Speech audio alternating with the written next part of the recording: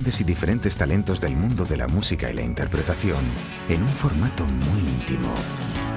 Avril Lavigne, Anthony Hopkins, James Blunt, Michael Douglas o Duran Duran, entre otros muchos, se enfrentarán a una entrevista personal y exclusiva para ti. Sesión privada, hoy en Biography Channel. Existe un lugar donde una mirada cuenta una historia, donde un simple gesto te puede llegar al fondo del corazón, donde el sonido de una voz puede cambiar tu percepción.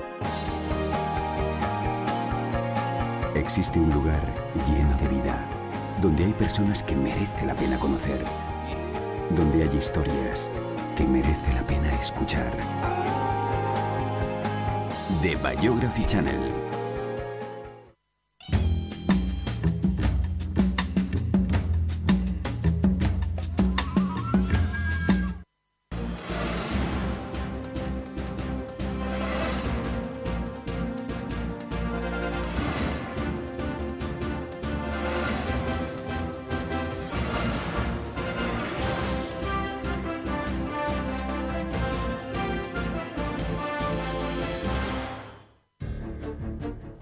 Era un joven inteligente, elocuente y apuesto, candidato indiscutible al éxito.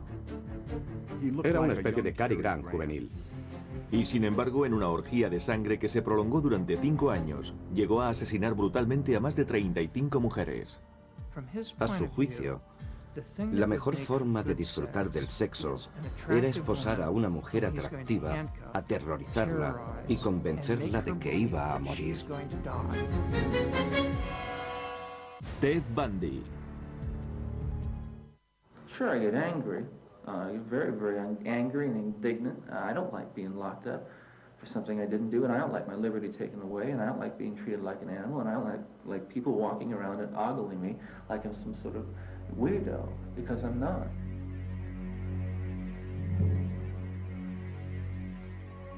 A las 7 de la mañana del 24 de enero de 1989, en la prisión estatal de Stake, en Florida, estaba prevista una ejecución que muchos dudaban que fuera a realizarse.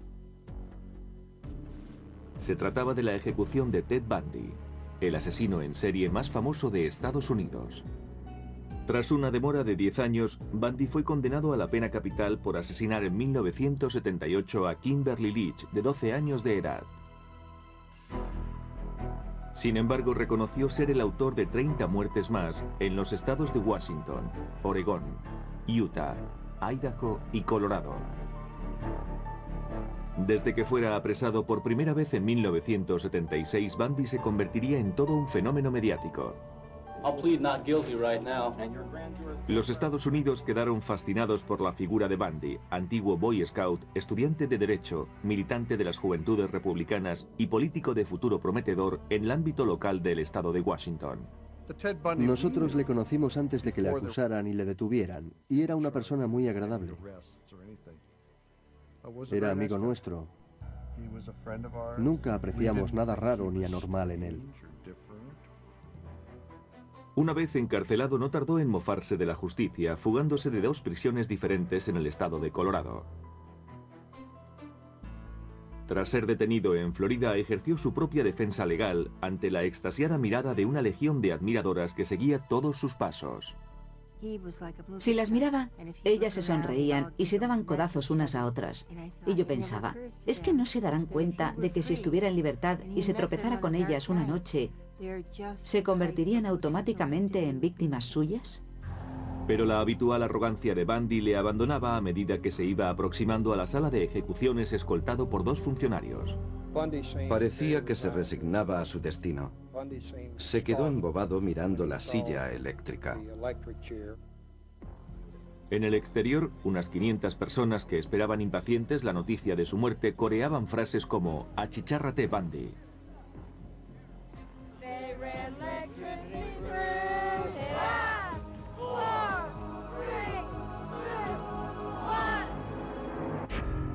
A las 7:16, el verdugo apretó el botón.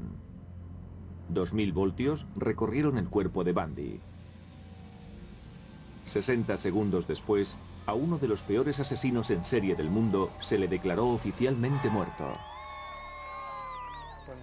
Al finalizar la ejecución, reinaba un ambiente de fiesta entre la gente que esperaba fuera.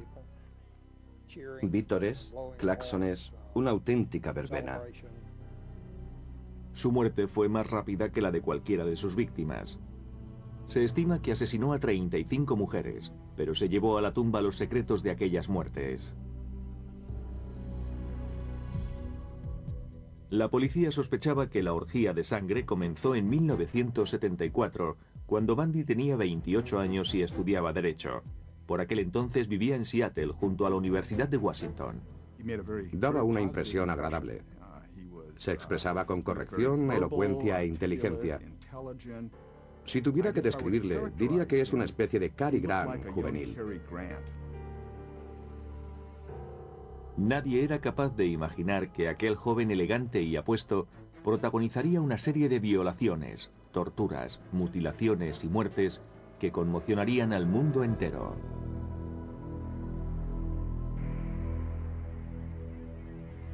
Pasadas las 12 de la noche del 4 de enero de 1974, Ted Bundy se acercó a la casa donde vivía Johnny Lenz, estudiante de la Universidad de Washington, de 18 años de edad.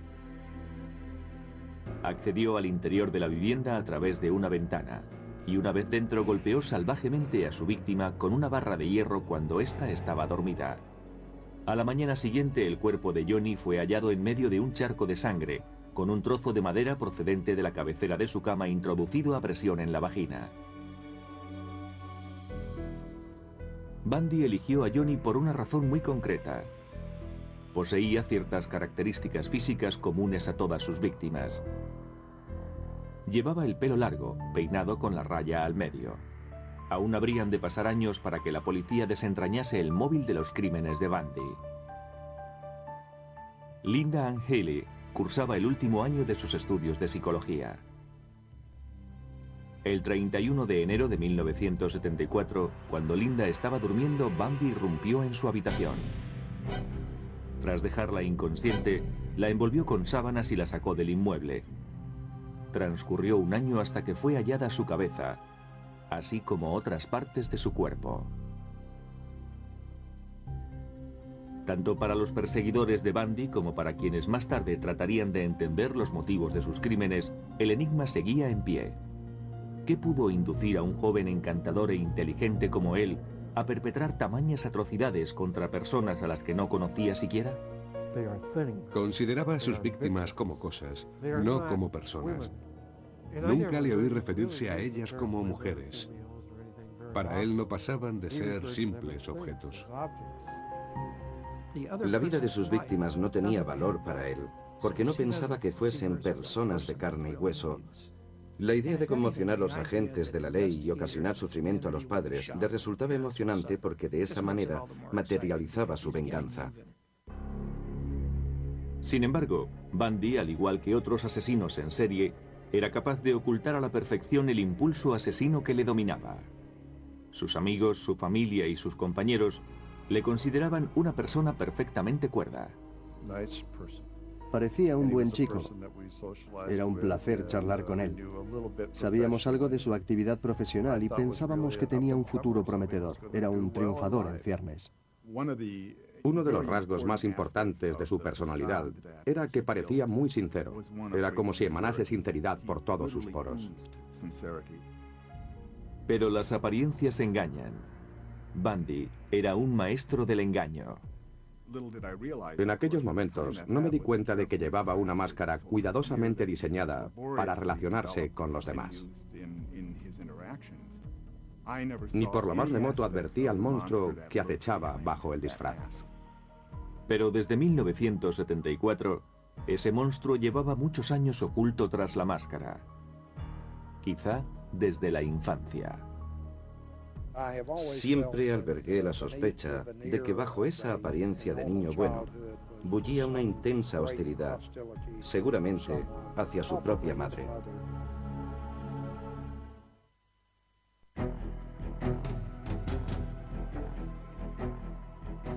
La versión policial es que en 1974, en la ciudad de Seattle, Ted Bundy dio comienzo a una oleada de espeluznantes crímenes que se prolongó durante más de 5 años a lo largo y ancho de Oregón, Utah, Idaho, Colorado y Florida.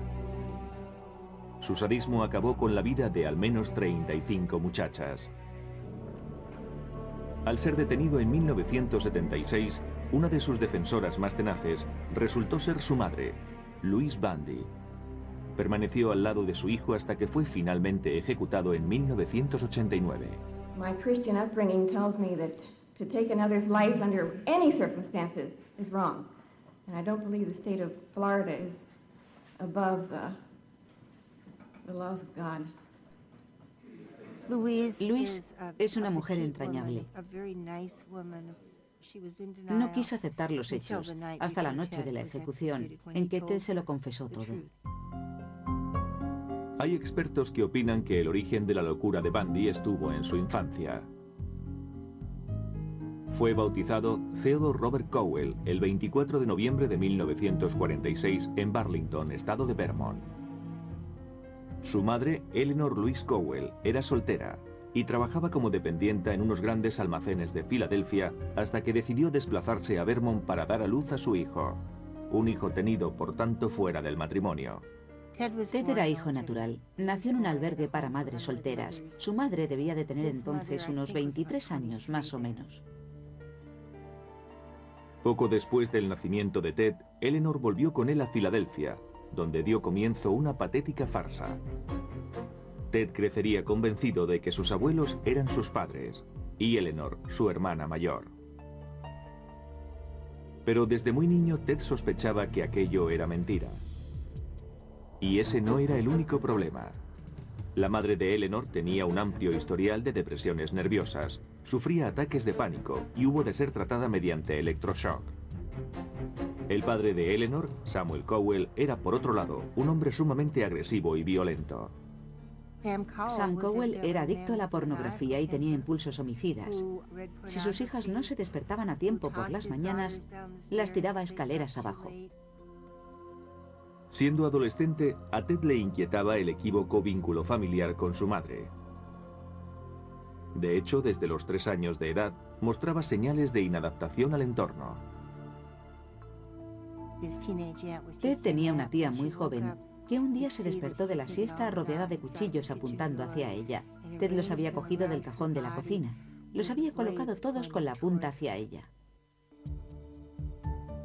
Su madre, preocupada por la conducta del niño y harta de la tiranía de su propio padre, se marchó con Ted a vivir a Tacoma, en el estado de Washington, muy cerca de un tío suyo, de nombre Jack Cowell. Años después, Ted afirmaría que abandonar a Sam, el hombre a quien creía su padre, le dejó desolado. En Tacoma, Eleanor Louise dejó de utilizar su nombre compuesto y se hacía llamar simplemente Louise. Trabajó de secretaria en el consejo eclesial. Una tarde conoció a John Culpeper Bundy, cocinero de hospital. Un año después contrajeron matrimonio y su hijo recibió por fin el apellido que llevaría durante el resto de su vida, Bundy. Sin embargo, Ted nunca aceptaría a John. La relación con su padrastro fue siempre conflictiva. Ted le despreciaba por ser de baja extracción social. A pesar de su nuevo apellido, Ted seguía considerándose un Cowell y estrechó lazos con su tío abuelo Jack, profesor de música de la Universidad de Puget Sound de Washington y hombre de gran erudición. Ted quería ser como él.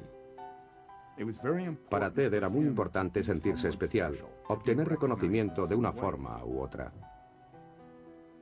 Durante los 10 años siguientes, Louise y John aumentaron la familia en 4 miembros, 2 niños y 2 niñas. Para Ted eran tan ajenos como su padrastro.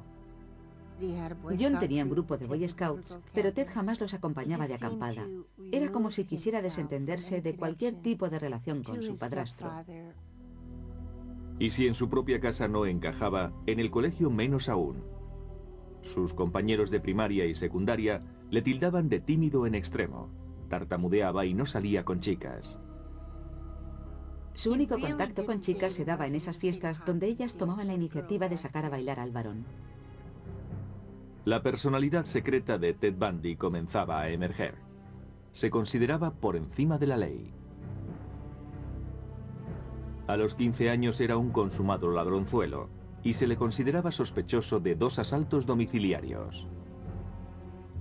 Su tremendo narcisismo, la habilidad para despistar a la policía y la tendencia a burlarse de la autoridad, unidas a su pericia como ladrón, contribuyeron a reforzar su desmedida autoestima y la convicción de que tenía derecho a hacer cuanto se le antojase.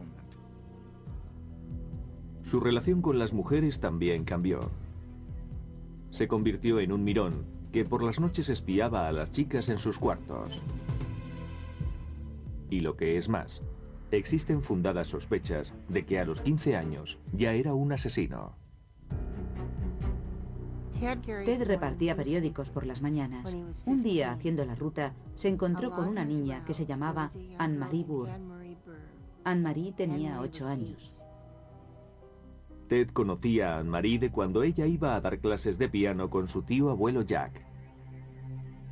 El 31 de agosto de 1961, Anne-Marie desapareció de su domicilio. Eran los días en que se instalaba la televisión por cable en el tejado de las casas y había que dejar una ventana semiabierta para que pasara el cable. La puerta principal también estaba entreabierta. La niña desapareció. La búsqueda de Anne-Marie reunió a 800 soldados, amén de policías y voluntarios. Todo fue en vano. Nadie pensó que Ted pudiera estar involucrado en la muerte de la niña. Yo siempre pensé que Anne-Marie fue su primera víctima. Y aún habría muchas más. A mediados de los 60, Ted Bundy cursaba estudios en la escuela de secundaria Woodrow Wilson de Tacoma, estado de Washington. A pesar de ser despierto, apuesto y simpático, sus compañeros, y en especial las chicas, le consideraban desagradable. En su manera de enfrentarse a las relaciones sociales, había un defecto de fondo que le impedía establecer vínculos sinceros, de ahí su confusión.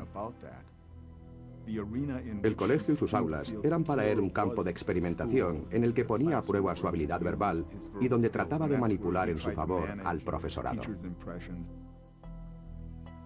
En 1965 finalizó sus estudios preuniversitarios con la calificación de notable. El año siguiente se matriculó en la Universidad de Puget Sound, pero en el campus se sentía anónimo y desorientado. Teddy notaba que no encajaba. Allí adoptó su fachada de distinción y sofisticación. En 1967, continuando con su farsa, Ted solicitó el traslado al aula de cultura asiática de la Universidad de Washington, donde estudió chino. Comenzó a fraguar su nueva personalidad. El Ted del pasado había sido tímido y retraído. El actual iba a ser ingenioso, atractivo y seguro de sí mismo. La farsa resultó ser provechosa. En la universidad conoció a Stephanie Brooks. Le impresionó particularmente su media melena con la raya al medio. Era de buena familia, sofisticada y afable. Justo lo que Ted ansiaba ser. Ted se dijo, es perfecta, guapa y rica. Creo que la quería bastante, dentro de sus posibilidades. Permanecieron juntos durante un año. Era la primera vez que Ted tenía una relación íntima con una mujer. Se había enamorado de ella. Pero para Stephanie eran solo novios de universidad, sin ningún futuro como pareja. Consideraba inmaduro a Ted. Ted estaba obsesionado por ella, pero Stephanie le dijo que el romance había acabado. Ella le dijo que no llegaría a nada, que carecía de ambición, que no sabía arreglárselas, que le faltaba un proyecto de futuro. Ted quedó desolado. Abandonó sus estudios y decidió marcharse a Filadelfia a ver a los suyos. Su visita obedecía a un propósito. Necesitaba la respuesta a la pregunta que tanto le inquietaba. ¿Quién era él? Tras examinar el registro civil de Filadelfia, se traslada a Burlington, en Vermont. En el ayuntamiento confirmó sus antiguas sospechas. Descubrió que su madre era en realidad la mujer que se había estado haciendo pasar por su hermana mayor Debe ser tremendo descubrir que los auténticos orígenes de uno no tienen nada que ver con lo que siempre había creído. Su percepción de la propia identidad debió de tambalearse. Debió quedarse perplejo al descubrir que era hijo ilegítimo. Se sintió vilmente traicionado por una mujer, su madre. Y en un momento en el que aún se estaba tambaleando a causa del rechazo por parte de su primera novia. Muchos observadores opinan que fue en ese periodo cuando Ted Bundy decidió vengarse de las mujeres al considerarlas responsables de haberle arruinado la vida. Haciendo gala de una fría determinación, volvió a la Universidad de Washington, alquiló una habitación cercana y se matriculó en psicología. Destacaba en todas las asignaturas y se sintió renovado con una nueva meta en la vida. Algo tétrico se agitaba en su interior, pero Ted lo ocultaba. Las personas como él tienen la habilidad de crear compartimentos estancos en la mente. La identidad maligna, el demonio, el monstruo degenerado vivía en uno de esos compartimentos. Todo parecía indicar que la vida de Ted daba un vuelco a mejor. En 1969 conoció a la joven divorciada Elizabeth Kendall. Primero vino la amistad, después el amor. Era una joven muy tímida pero muy lista. Procedía de Utah. Se conocieron en un pub. Ella le quería sin reparos. La relación con Elizabeth pareció serenar a Ted, pero dentro de sí ardía en deseos de venganza. Si tu personalidad más íntima es negativa y la envidia te corroe, necesitas destruir la belleza que ves en los demás. Y la primera de la lista era Stephanie Brooks. Aún se veían en secreto porque Ted albergaba la esperanza de enamorarla de nuevo, para después rechazarla y despreciarla como ella hizo con él. Para crearse una imagen de hombre respetable, se dedicó a la política activa, participando en la campaña de reelección del gobernador. Yo le consideraba inteligente. Se le daba bien la política y era muy afable. En 1971, a la edad de 25 años, Bundy dedicaba su tiempo libre a disuadir a los suicidas en el teléfono de la Esperanza de Seattle. A su lado trabajaba la futura escritora Anne Rule. Era cariñoso y se le daba bien conversar por teléfono. Resulta paradójico que salvásemos tantas vidas juntos. Si en ese momento alguien me hubiera dicho lo que se escondía tras una fachada tan gentil, le hubiese contestado que estaba loco. Además, trabajábamos los dos solos en un caserón victoriano de 4 pisos que recordaba el de la película Psicosis. Yo no percibía ninguna amenaza en Ted Bundy. En 1972, Stephanie, la primera novia de Ted, seguía siendo protagonista de sus anhelos. Durante un viaje de trabajo a San Francisco, se reunió con ella. El nuevo Ted Bundy la dejó sin aliento. Se enamoró locamente de él y accedió a casarse. En cuanto ella asintió, él la rechazó con desprecio. 2 días después, el 4 de enero de 1974, Ted Bundy iniciaría una larga serie de brutales asesinatos que se prolongaría durante 5 años, ante el espanto de todo el país. La mayoría de sus víctimas compartían una característica. Sus víctimas predilectas eran mujeres de mediana estatura, de pelo largo y peinado con la raya en medio, bastante agraciadas físicamente. Todas se parecían a Stephanie Brooks.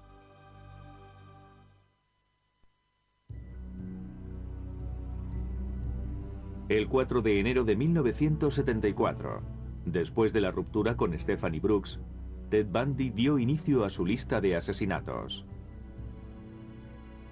Durante los 6 meses siguientes, 8 mujeres desaparecieron de los campus universitarios de Washington, Utah y Oregón. Estoy seguro que estaba a las 24 horas del día buscando víctimas. A algunas las elegía y las acechaba. Otras simplemente se le ponían a tiro. Sus dos primeras víctimas eran estudiantes de la Universidad de Washington. La gente prefería creer que era alguien ajeno a la comunidad, un forastero degenerado que visitaba el campus. No podíamos imaginar que se trataba de alguien que estaba tan cerca de nosotros. Ni siquiera la novia de Ted, Elizabeth Kendall, le conocía bien. Entre los meses de febrero y junio, Carol Valenzuela, Nancy Wilcox, Donna Manson, Susan Rancourt, Brenda Ball y Roberta Parks desaparecieron. Nadie relacionó ninguno de los casos al haber ocurrido en estados distintos y por tanto en jurisdicciones policiales diferentes. Era un auténtico misterio. ¿Cómo podían desaparecer todas aquellas muchachas? Una chica recorría 50 metros para ir de una facultad a otra y de repente, ¡zas!, ni rastro de ella. ¿Cómo podían ocurrir esas cosas? Se llamaba Georgina Hawkins. Años más tarde, Bundy desvelaría el perverso método que utilizaba para atraer a sus víctimas. Se valía de los buenos sentimientos de estas fingiéndose lesionado. Las chicas que elegía solían dedicarse a realizar labores sociales. Él aparecía con muletas como si estuviese cojo. Dejaba caer los libros y le pedía a una joven que le ayudara a recogerlos. Ese fue el ardid que utilizó con Georgina Hawkins. Cuando ella se inclinó para meter los libros en el coche de Bundy, este la golpeó con una herramienta metálica que llevaba escondida. La golpeó en la cabeza y la introdujo en el auto. Siempre las maniataba, ya fuera con tiras de tela o de cuero, o las esposaba. Había extraído el asiento trasero al coche de modo que podía llevarlas tumbadas sin que nadie sospechase nada. Bundy llevaba a sus víctimas a los bosques de Seattle. Si habían sobrevivido al primer ataque, abusaba sexualmente de ellas. A su juicio, la mejor forma de disfrutar del sexo era esposar a una mujer atractiva, aterrorizarla y convencerla de que iba a morir. Mientras esperaba su propia ejecución, se le preguntó qué se sentía al matar a una persona. Y contestó que asesinar no tiene nada que ver con la lujuria ni con la violencia, sino con la posesión. Cuando sientes que la víctima exhala su último aliento, la miras a los ojos. En ese instante, eres Dios. Cuando terminaba, se deshacía de los cadáveres en el bosque para volver más adelante. Volvía una y otra vez a la escena del crimen, no solo para eliminar pruebas y esas cosas, sino para ensañarse con los cadáveres.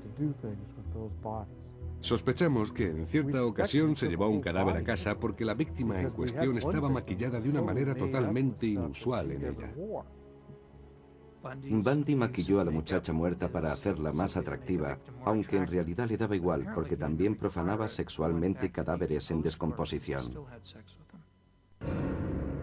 Los psiquiatras que estudiaron a Bundy le consideraron un caso único, pues aunaba dos tipos de aberración al mismo tiempo. Era sádico y a la vez necrófilo. Entre las características comunes a ambas perversiones destaca la falta de sentimiento de culpa y la voluntad expresa de hacer daño a otros para obtener placer sexual. No hay mucho más que añadir. Bundy se había convertido en un asesino consumado con 8 víctimas en su haber. En julio de 1974, su adicción le llevó a matar a 2 mujeres el mismo día. Era domingo por la tarde. Hacía mucho calor, más de 30 grados, y eso no es normal en Seattle. La gente se congregaba en el parque estatal del lago Sammamish. Allí se encontraba Janice Ott, tomando el sol, cuando Ted la abordó. Llevaba un brazo en cabestrillo y solicitó la ayuda de Janice para asegurar su barca al coche. Ella se levantó y le tendió la mano para saludarle. Ambos se presentaron con toda normalidad. Janice se alejó junto a Ted y no se la volvió a ver con vida. 1 hora más tarde, Ted volvía al parque. Lo intentó con 4 o 5 mujeres más por lo menos entre la 1 de la tarde y las 4:30 aproximadamente. Pero esas mujeres percibieron en Ted algo que las hizo alejarse. Denise Nasland no tuvo tanta suerte. Sobre las 5 de la tarde se encaminó a los urinarios del parque. Denise estaba con su novio y otra pareja. Se fue al servicio con su perro. El animal regresó, ella no. Pero hubo testigos de la desaparición de Janice y Denise, gente que había reparado en el misterioso Ted. Y gracias a sus descripciones, se pudo poner en circulación un retrato robot del presunto asesino. La policía recibió 3.500 llamadas y se elaboró una relación de sospechosos, todos de nombre Ted. Bundy figuraba en la lista. Salió a colación un nombre, Ted, pero ni se me ocurrió pensar en él. Aquello era obra de un monstruo. Entre 1973 y 1974, el monstruo había sido funcionario de la Administración de Justicia de King County, para quien redactó un informe sobre el delito de violación y las víctimas del mismo. Esto le brindaba la posibilidad de conocer de primera mano las medidas que la policía pensaba adoptar para apresarle. En octubre de 1974 se hallaron 5 cadáveres más. Pero la mayoría presentaba avanzadas señales de descomposición, y en algunos casos no eran más que un montón de huesos. Bundy había desaparecido sin dejar pistas que le pudieran comprometer. 2 meses antes se había matriculado en la Facultad de Derecho de la Universidad de Utah, pero eso no consiguió atemperar su sed de sangre. Cuando yo conocí a Ted Bundy no era un asesino, pero puede que empezara a matar una hora después. Eso es lo más terrible. Aunque su disfraz seguía transmitiendo encanto y sinceridad, su verdadera personalidad estaba a punto de salir a la luz. Una de sus víctimas logró escapar y posteriormente le identificó.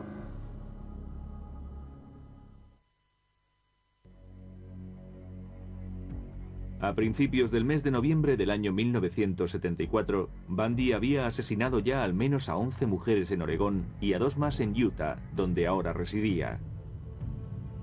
Paralelamente estudiaba Derecho en la Universidad de Utah.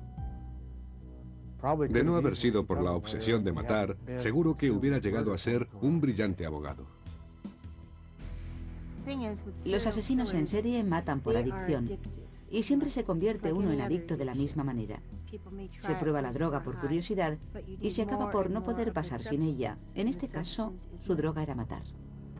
Pero Bundy iba a cometer el primer error. El 8 de noviembre trató de secuestrar en un centro comercial a Carol DeRonch, de 19 años de edad, haciéndose pasar por policía. Le dijo que habían intentado robarle el coche y él le ofreció ayuda. Una vez en el interior del vehículo intentó esposarla. Pero Carol repelió la agresión, consiguió salir del automóvil y huyó. Al fin contábamos con una superviviente que describía con toda claridad al secuestrador y que aportaba pruebas de primera mano, pues estaba esposada. Pero la policía ignoraba todavía la identidad del agresor, y Bundy dominaba el arte del disfraz. Cambiaba de fisonomía constantemente. A veces llevaba barba, otras veces melena lacia, otras el pelo rapado. Creo que cambiaba de apariencia con cada víctima. A principios de 1975, Bundy amplió su radio de acción a Utah, Idaho y Colorado. Mató a 8 mujeres entre enero y agosto, pero no existía relación aparente entre los crímenes.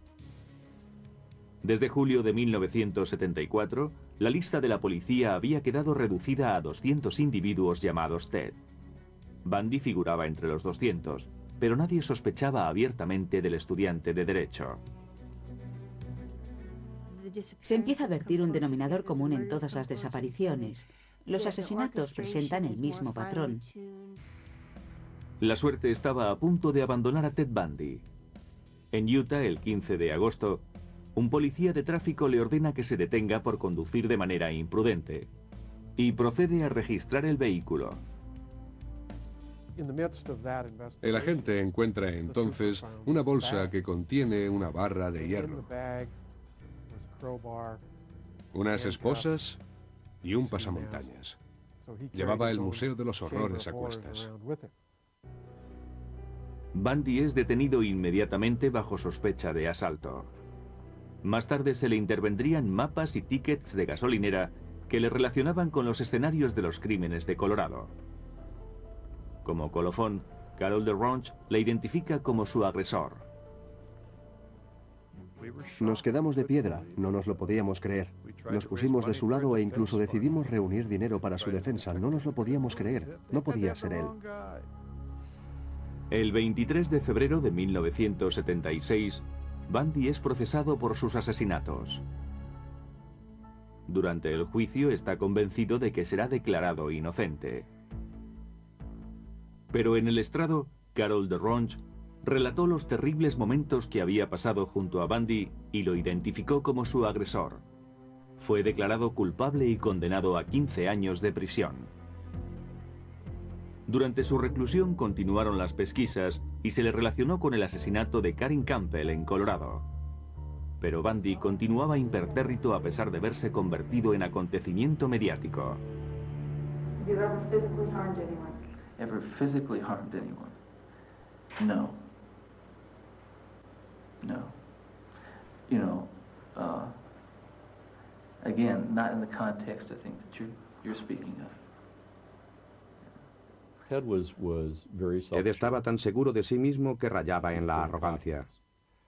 Y eso que le acusaban de asesinato. En abril de 1977 se le traslada a Colorado en espera de juicio.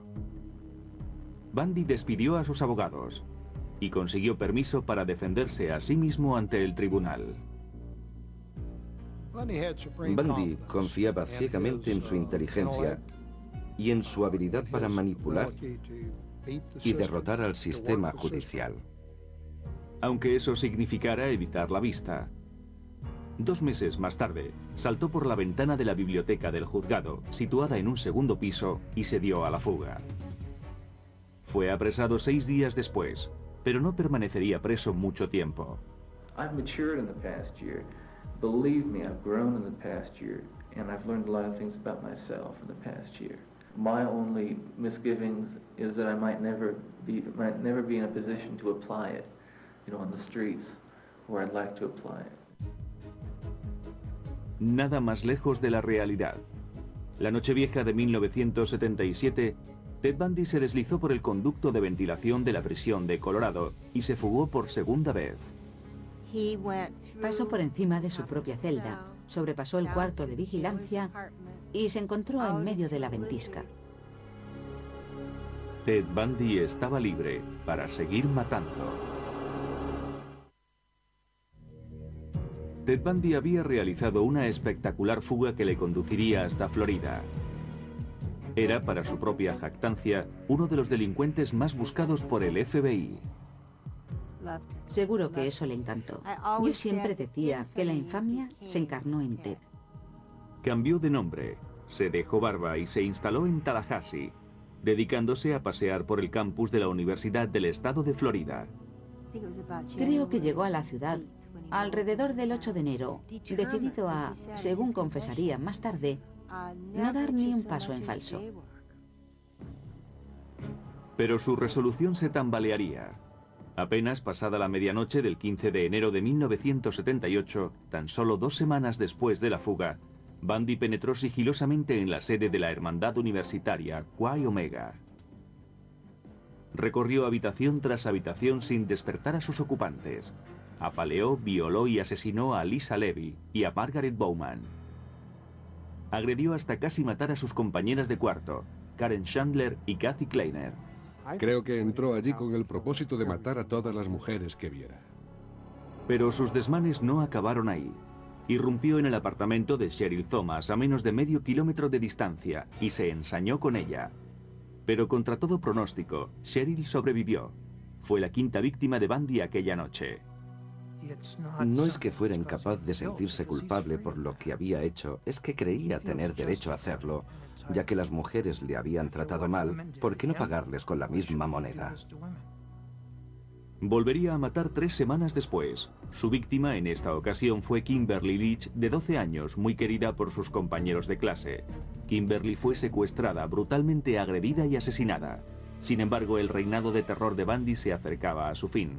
El 15 de enero de 1978, un policía da el alto a un Volkswagen, cuyo robo había sido denunciado. Ted intentó escapar corriendo. Forcejeó con el agente, el cual llegó a disparar su arma. Al final, el policía logró reducirle. Bundy fue otra vez detenido e identificado. En los meses siguientes se lograron reunir pruebas que incriminaban a Bundy tanto por los hechos acaecidos en la sede de la Hermandad Universitaria como por el asesinato de Kimberly Leach. Otros estados solicitaron su extradición, pero la primera vista se celebraría en Florida el 7 de julio de 1979.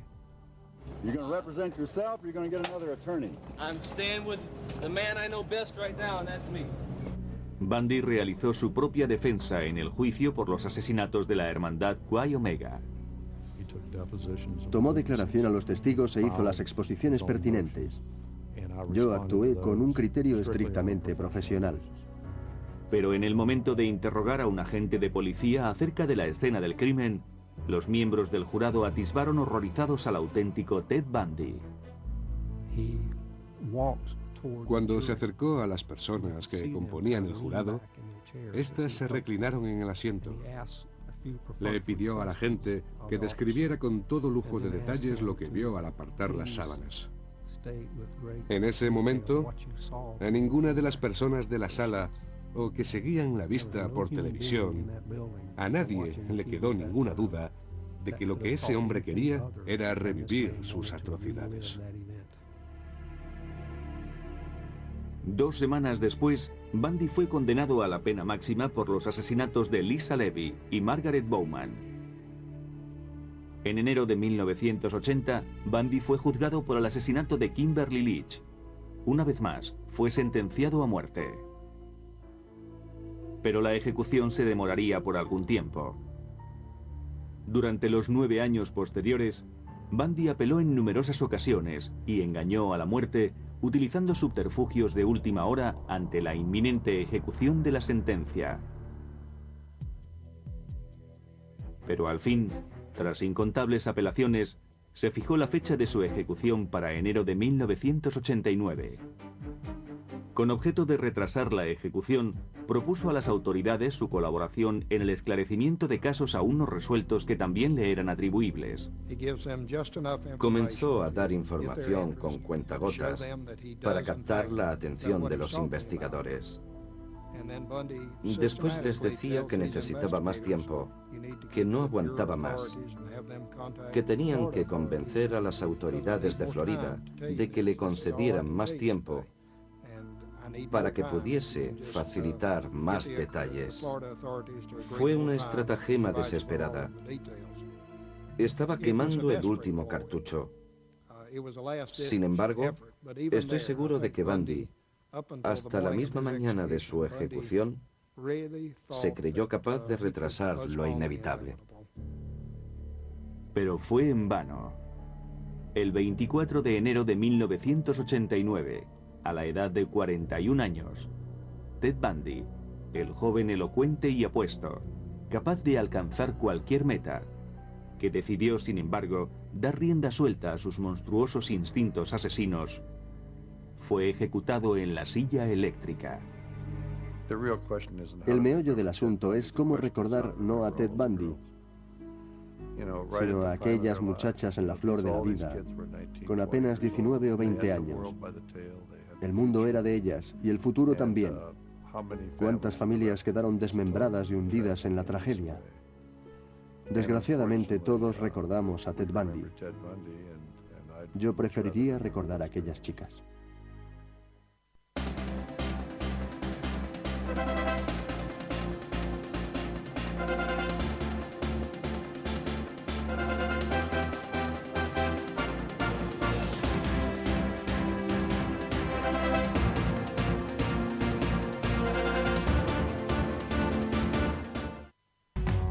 Biography Channel ha reunido a grandes y diferentes talentos del mundo de la música y la interpretación en un formato muy íntimo.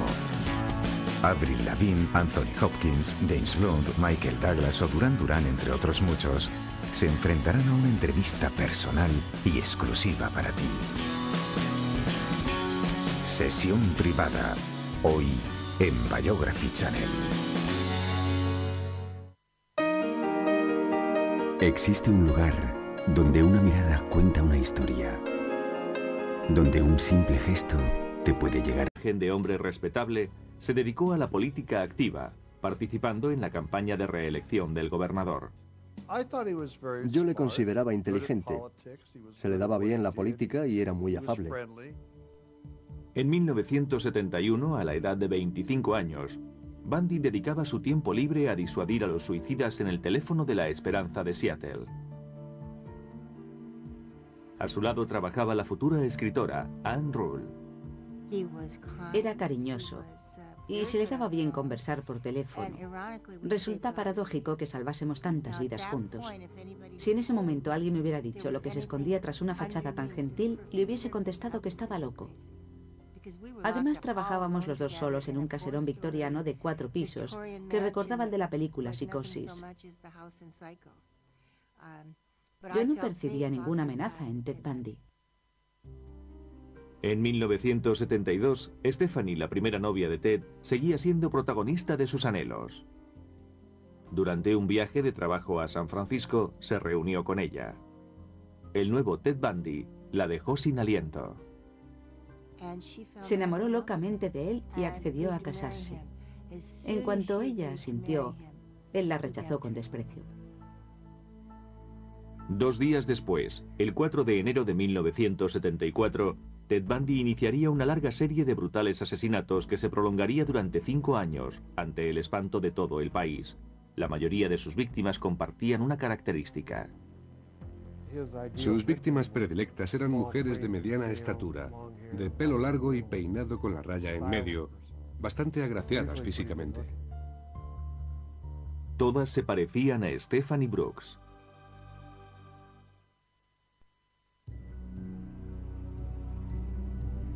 El 4 de enero de 1974, después de la ruptura con Stephanie Brooks, Ted Bundy dio inicio a su lista de asesinatos. Durante los 6 meses siguientes, 8 mujeres desaparecieron de los campus universitarios de Washington, Utah y Oregón. Estoy seguro que estaba a las 24 horas del día buscando víctimas. A algunas las elegía y las acechaba. Otras simplemente se le ponían a tiro. Sus 2 primeras víctimas eran estudiantes de la Universidad de Washington. La gente prefería creer que era alguien ajeno a la comunidad, un forastero degenerado que visitaba el campus. No podíamos imaginar que se trataba de alguien que estaba tan cerca de nosotros. Ni siquiera la novia de Ted, Elizabeth Kendall, le conocía bien. Decidió vengarse de las mujeres al considerarlas responsables de haberle arruinado la vida. Haciendo gala de una fría determinación, volvió a la Universidad de Washington, alquiló una habitación cercana y se matriculó en psicología. Destacaba en todas las asignaturas y se sintió renovado con una nueva meta en la vida. Algo tétrico se agitaba en su interior, pero Ted lo ocultaba. Las personas como él tienen la habilidad de crear compartimentos estancos en la mente. La identidad maligna, el demonio, el monstruo degenerado vivía en uno de esos compartimentos. Todo parecía indicar que la vida de Ted daba un vuelco a mejor.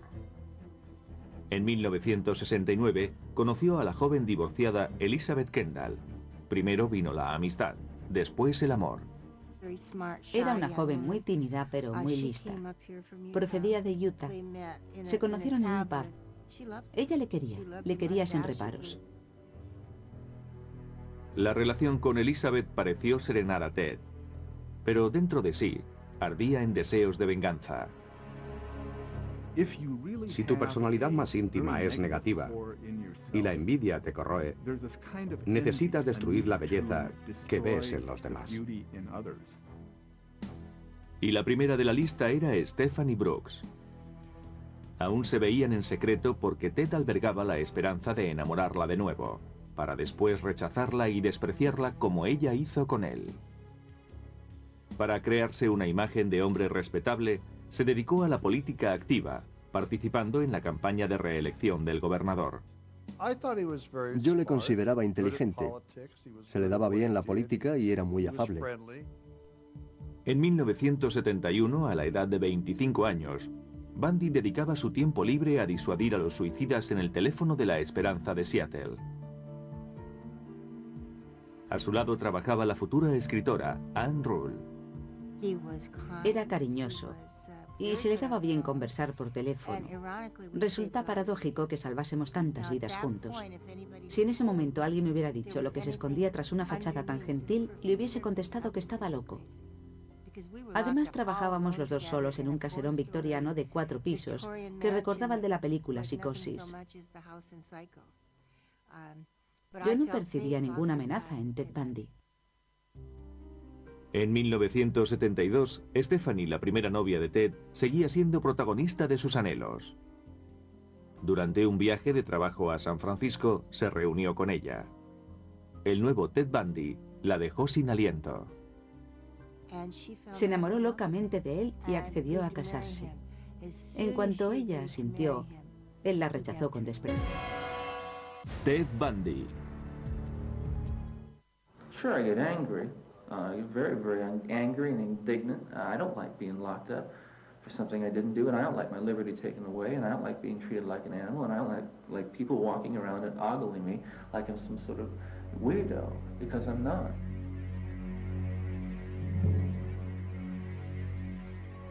A las 7 de la mañana del 24 de enero de 1989, en la prisión estatal de Starke, en Florida, estaba prevista una ejecución que muchos dudaban que fuera a realizarse. Se trataba de la ejecución de Ted Bundy, el asesino en serie más famoso de Estados Unidos. Tras una demora de 10 años, Bundy fue condenado a la pena capital por asesinar en 1978 a Kimberly Leach, de 12 años de edad. Sin embargo, reconoció ser el autor de 30 muertes más en los estados de Washington, Oregón, Utah, Idaho y Colorado. Desde que fuera apresado por primera vez en 1976, Bundy se convertiría en todo un fenómeno mediático. Los Estados Unidos quedaron fascinados por la figura de Bundy, antiguo Boy Scout, estudiante de Derecho, militante de las Juventudes Republicanas y político de futuro prometedor en el ámbito local del estado de Washington. Nosotros le conocimos antes de que le acusaran y le detuvieran, y era una persona muy agradable. Era amigo nuestro. Nunca apreciamos nada raro ni anormal en él. Una vez encarcelado, no tardó en mofarse de la justicia, fugándose de 2 prisiones diferentes en el estado de Colorado. Tras ser detenido en Florida, ejerció su propia defensa legal ante la extasiada mirada de una legión de admiradoras que seguía todos sus pasos. Si las miraba, ellas se sonreían y se daban codazos unas a otras. Y yo pensaba, ¿es que no se darán cuenta de que si estuviera en libertad y se tropezara con ellas una noche, se convertirían automáticamente en víctimas suyas?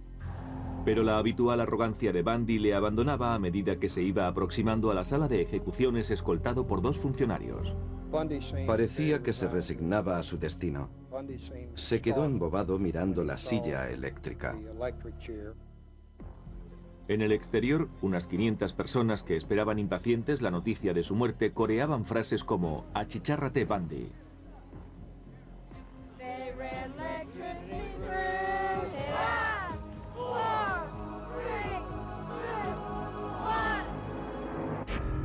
A las 7:16, el verdugo apretó el botón. 2000 voltios recorrieron el cuerpo de Bundy. Su visita obedecía a un propósito. Necesitaba la respuesta a la pregunta que tanto le inquietaba. ¿Quién era él? Tras examinar el registro civil de Filadelfia, se traslada a Burlington, en Vermont. En el ayuntamiento confirmó sus antiguas sospechas. Descubrió que su madre era en realidad la mujer que se había estado haciendo pasar por su hermana mayor Debe ser tremendo descubrir que los auténticos orígenes de uno no tienen nada que ver con lo que siempre había creído. Su percepción de la propia identidad debió de tambalearse. Debió quedarse perplejo al descubrir que era hijo ilegítimo. Se sintió vilmente traicionado por una mujer, su madre. Y en un momento en el que aún se estaba tambaleando a causa del rechazo por parte de su primera novia. Muchos observadores opinan que fue en ese periodo cuando Ted Bundy decidió vengarse de las mujeres al considerarlas responsables de haberle arruinado la vida. Haciendo gala de una fría determinación, volvió a la Universidad de Washington, alquiló una habitación cercana y se matriculó en psicología. Destacaba en todas las asignaturas y se sintió renovado con una nueva meta en la vida. Algo tétrico se agitaba en su interior, pero Ted lo ocultaba. Las personas como él tienen la habilidad de crear compartimentos estancos en la mente. La identidad maligna, el demonio, el monstruo degenerado vivía en uno de esos compartimentos. Todo parecía indicar que la vida de Ted daba un vuelco a mejor. En 1969 conoció a la joven divorciada Elizabeth Kendall. Primero vino la amistad, después el amor. Era una joven muy tímida, pero muy lista. Procedía de Utah. Se conocieron en un pub. Ella le quería sin reparos. La relación con Elizabeth pareció serenar a Ted, pero dentro de sí ardía en deseos de venganza. Si tu personalidad más íntima es negativa y la envidia te corroe, necesitas destruir la belleza que ves en los demás. Y la primera de la lista era Stephanie Brooks. Aún se veían en secreto porque Ted albergaba la esperanza de enamorarla de nuevo, para después rechazarla y despreciarla como ella hizo con él. Para crearse una imagen de hombre respetable, se dedicó a la política activa, participando en la campaña de reelección del gobernador. Yo le consideraba The Biography Channel.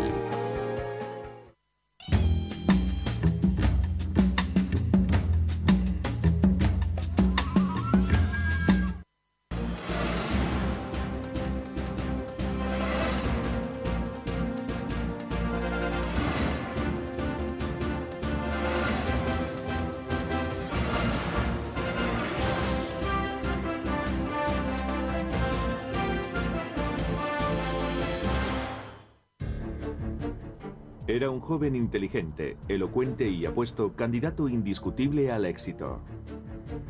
Era una especie de Cary Grant juvenil. Y sin embargo, en una orgía de sangre que se prolongó durante 5 años, llegó a asesinar brutalmente a más de 35 mujeres. A su juicio, la mejor forma de disfrutar del sexo era esposar a una mujer atractiva, aterrorizarla y convencerla de que iba a morir. Ted Bundy. Sure, I get angry.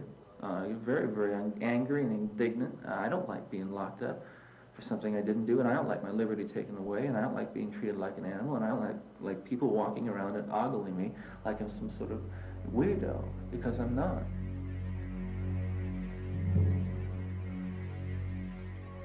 A las 7 de la mañana del 24 de enero de 1989, en la prisión estatal de Stake, en Florida, estaba prevista una ejecución que muchos dudaban que fuera a realizarse. Se trataba de la ejecución de Ted Bundy, el asesino en serie más famoso de Estados Unidos. Tras una demora de 10 años, Bundy fue condenado a la pena capital por asesinar en 1978 a Kimberly Leach, de 12 años de edad. Sin embargo, reconoció ser el autor de 30 muertes más en los estados de Washington, Oregón, Utah, Idaho y Colorado. Desde que fuera apresado por primera vez en 1976, Bundy se convertiría en todo un fenómeno mediático. Los Estados Unidos quedaron fascinados por la figura de Bundy, antiguo Boy Scout, estudiante de Derecho, militante de las Juventudes Republicanas y político de futuro prometedor en el ámbito local del estado de Washington. Nosotros le conocimos antes de que le acusaran y le detuvieran, y era una persona muy agradable. Era amigo nuestro. Nunca apreciamos nada raro ni anormal en él. Una vez encarcelado, no tardó en mofarse de la justicia, fugándose de 2 prisiones diferentes en el estado de Colorado. Tras ser detenido en Florida, ejerció su propia defensa legal. Era un joven inteligente, elocuente y apuesto, candidato indiscutible al éxito. Era una especie de Cary Grant juvenil. Y sin embargo, en una orgía de sangre que se prolongó durante 5 años, llegó a asesinar brutalmente a más de 35 mujeres. A su juicio, la mejor forma de disfrutar del sexo era esposar a una mujer atractiva, aterrorizarla y convencerla de que iba a morir. Ted Bundy. Sure, I get angry. Very, very angry and indignant. I don't like being locked up for something I didn't do, and I don't like my liberty taken away, and I don't like being treated like an animal, and I don't like people walking around and ogling me like I'm some sort of weirdo, because I'm not.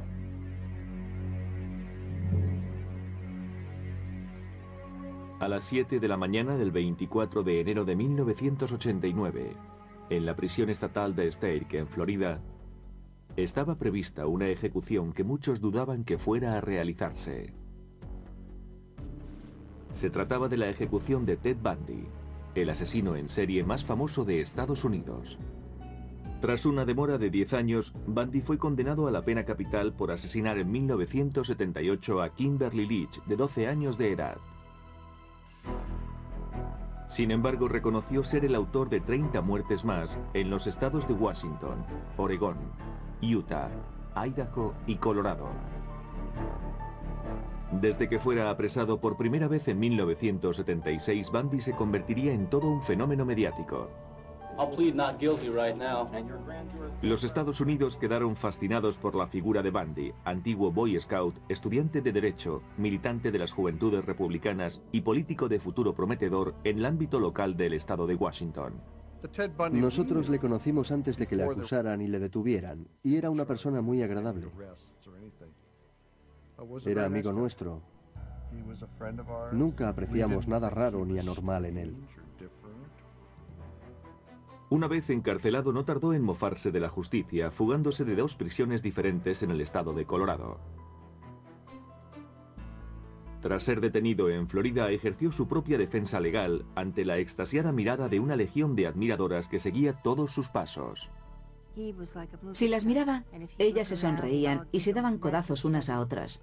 Y yo pensaba, ¿es que no se darán cuenta de que si estuviera en libertad y se tropezara con ellas una noche, se convertirían automáticamente en víctimas suyas?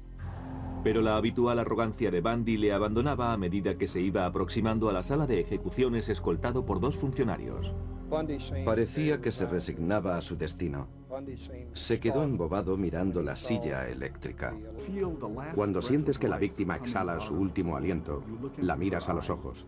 En ese instante, eres Dios. Cuando terminaba, se deshacía de los cadáveres en el bosque para volver más adelante. Volvía una y otra vez a la escena del crimen, no solo para eliminar pruebas y esas cosas, sino para ensañarse con los cadáveres. Sospechamos que en cierta ocasión se llevó un cadáver a casa porque la víctima en cuestión estaba maquillada de una manera totalmente inusual en ella. Bundy maquilló a la muchacha muerta para hacerla más atractiva, aunque en realidad le daba igual porque también profanaba sexualmente cadáveres en descomposición. Los psiquiatras que estudiaron a Bundy le consideraron un caso único, pues aunaba 2 tipos de aberración al mismo tiempo. Era sádico y a la vez necrófilo. Entre las características comunes a ambas perversiones destaca la falta de sentimiento de culpa y la voluntad expresa de hacer daño a otros para obtener placer sexual. No hay mucho más que añadir. Bundy se había convertido en un asesino consumado con 8 víctimas en su haber. En julio de 1974, su adicción le llevó a matar a 2 mujeres el mismo día. Era domingo por la tarde. Hacía mucho calor, más de 30 grados, y eso no es normal en Seattle. La gente se congregaba en el parque estatal del lago Sammamish. Allí se encontraba Janice Ott, tomando el sol, cuando Ted la abordó. Llevaba un brazo en cabestrillo y solicitó la ayuda de Janice para asegurar su barca al coche. Ella se levantó y le tendió la mano para saludarle. Ambos se presentaron con toda normalidad. Janice se alejó junto a Ted y no se la volvió a ver con vida. Una hora más tarde, Ted volvía al parque. Lo intentó con 4 o 5 mujeres más por lo menos entre la 1 de la tarde y las 4:30 aproximadamente. Pero esas mujeres percibieron en Ted algo que las hizo alejarse. Denise Nasland no tuvo tanta suerte. Sobre las 5 de la tarde se encaminó a los urinarios del parque. Denise estaba con su novio y otra pareja. Se fue al servicio con su perro. El animal regresó, ella no. Pero hubo testigos de la desaparición de Janice y Denise, gente que había reparado en el misterioso Ted. Y gracias a sus descripciones, se pudo poner en circulación un retrato robot del presunto asesino. La policía recibió 3.500 llamadas y se... En aquellos momentos no me di cuenta de que llevaba una máscara cuidadosamente diseñada para relacionarse con los demás. Ni por lo más remoto advertí al monstruo que acechaba bajo el disfraz. Pero desde 1974, ese monstruo llevaba muchos años oculto tras la máscara. Quizá desde la infancia. Siempre albergué la sospecha de que bajo esa apariencia de niño bueno bullía una intensa hostilidad, seguramente hacia su propia madre.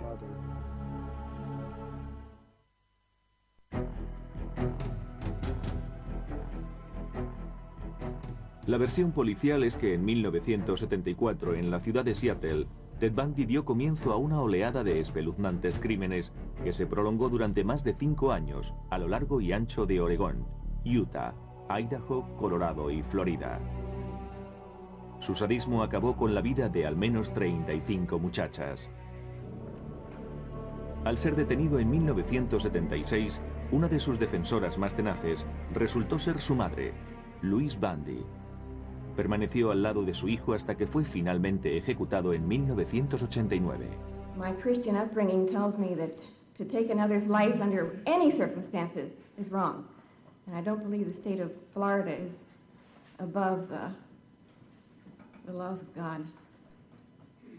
Louise es una mujer entrañable. No quiso aceptar los hechos hasta la noche de la ejecución, en que Ted se lo confesó todo.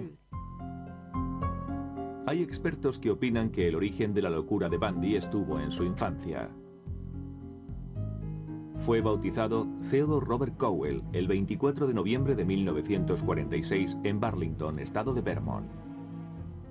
Su madre, Eleanor Louise Cowell, era soltera y trabajaba como dependienta en unos grandes almacenes de Filadelfia hasta que decidió desplazarse a Vermont para dar a luz a su hijo, un hijo tenido, por tanto, fuera del matrimonio. Ted era hijo natural. Nació en un albergue para madres solteras. Su madre debía de tener entonces unos 23 años, más o menos. Poco después del nacimiento de Ted, Eleanor volvió con él a Filadelfia, donde dio comienzo una patética farsa. Ted crecería convencido de que sus abuelos eran sus padres, y Eleanor, su hermana mayor. Pero desde muy niño Ted sospechaba que aquello era mentira. Y ese no era el único problema. La madre de Eleanor tenía un amplio historial de depresiones nerviosas, sufría ataques de pánico y hubo de ser tratada mediante electroshock. El padre de Eleanor, Samuel Cowell, era por otro lado, de 19 años de edad, haciéndose pasar por policía. Le dijo que habían intentado robarle el coche y él le ofreció ayuda. Una vez en el interior del vehículo intentó esposarla. Pero Carol repelió la agresión, consiguió salir del automóvil y huyó. Al fin contábamos con una superviviente que describía con toda claridad al secuestrador y que aportaba pruebas de primera mano, pues estaba esposada. Pero la policía ignoraba todavía la identidad del agresor y Bundy dominaba el arte del disfraz. Cambiaba de fisonomía constantemente. A veces llevaba barba, otras veces melena lacia, otras el pelo rapado. Creo que cambiaba de apariencia con cada víctima. A principios de 1975, Bundy amplió su radio de acción a Utah, Idaho y Colorado. Mató a 8 mujeres entre enero y agosto, pero no existía relación aparente entre los crímenes. Desde julio de 1974, la lista de la policía había quedado reducida a 200 individuos llamados Ted. Bundy figuraba entre los 200, pero nadie sospechaba abiertamente del estudiante de Derecho. Se empieza a vertir un denominador común en todas las desapariciones. Los asesinatos presentan el mismo patrón. La suerte estaba a punto de abandonar a Ted Bundy. En Utah, el 15 de agosto, un policía de tráfico le ordena que se detenga por conducir de manera imprudente y procede a registrar el vehículo. El agente encuentra entonces una bolsa que contiene una barra de hierro, unas esposas y un pasamontañas. Llevaba el Museo de los Horrores a cuestas. Bundy es detenido inmediatamente bajo sospecha de asalto. Más tarde se le intervendrían mapas y tickets de gasolinera que le relacionaban con los escenarios de los crímenes de Colorado. Como colofón, Carol DeRonch le identifica como su agresor. Nos quedamos de piedra, no nos lo podíamos creer. Nos pusimos de su lado e incluso decidimos reunir dinero para su defensa. No nos lo podíamos creer, no podía ser él. El 23 de febrero de 1976, Bundy es procesado por sus asesinatos. Durante el juicio está convencido de que será declarado inocente. Pero en el estrado, Carol DeRonch relató los terribles momentos que había pasado junto a Bundy y lo identificó como su agresor. Fue declarado culpable Tiempo de experimentación en el que ponía a prueba su habilidad verbal y donde trataba de manipular en su favor al profesorado. En 1965 finalizó sus estudios preuniversitarios con la calificación de notable. El año siguiente se matriculó en la Universidad de Puget Sound, pero en el campus se sentía anónimo y desorientado. Teddy notaba que no encajaba. Allí adoptó su fachada de distinción y sofisticación. En 1967, continuando con su farsa, Ted solicitó el traslado al aula de cultura asiática de la Universidad de Washington, donde estudió chino. Comenzó a fraguar su nueva personalidad. El Ted del pasado había sido tímido y retraído. El actual iba a ser ingenioso, atractivo y seguro de sí mismo. La farsa resultó ser provechosa. En la universidad conoció a Stephanie Brooks. Le impresionó particularmente su media melena con la raya al medio. Era de buena familia, sofisticada y afable. Justo lo que Ted ansiaba ser. Ted se dijo, es perfecta, guapa y rica. Creo que la quería bastante, dentro de sus posibilidades. Permanecieron juntos durante un año. Era la primera vez que Ted tenía una relación íntima con una mujer. Se había enamorado de ella. Pero para Stephanie eran solo novios de universidad, sin ningún futuro como pareja. Consideraba inmaduro a Ted. Ted estaba obsesionado por ella, pero Stephanie le dijo que el romance había acabado. Ella le dijo que no llegaría a nada, que carecía de ambición, que no sabía arreglárselas, que le faltaba un proyecto de futuro. Ted quedó desolado. Abandonó sus estudios y decidió marcharse a Filadelfia a ver a los suyos. Su visita obedecía a un propósito. Necesitaba la respuesta a la pregunta que tanto le inquietaba. ¿Quién era él? Tras examinar el registro civil de Filadelfia, se traslada a Burlington, en Vermont. En el ayuntamiento confirmó sus antiguas sospechas. Descubrió que su madre era en realidad la mujer que se había estado haciendo pasar por su hermana mayor. Debe ser tremendo descubrir que los auténticos orígenes de uno no tienen nada que ver con lo que siempre había creído. Su percepción de la propia identidad debió de tambalearse. Debió quedarse perplejo al descubrir que era hijo ilegítimo.